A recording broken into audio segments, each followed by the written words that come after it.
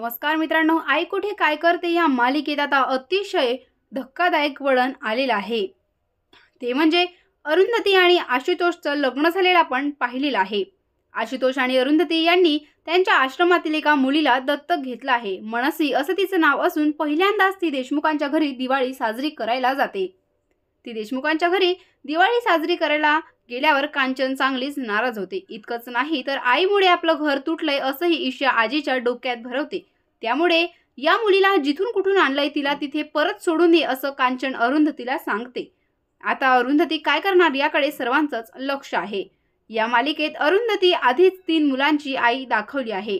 त्यातच तिला सून नात असल्यामुळे पुन्हा चौथ्यांदा तिचं आई होणं प्रेक्षकांना पटलं नव्हतं। म्हणून आता या मालिकेत एका लहान मुलीची एंट्री झाल्यामुळे पुढे काय घडणार हे पाहणं खरंच महत्त्वाचं ठरणार आहे।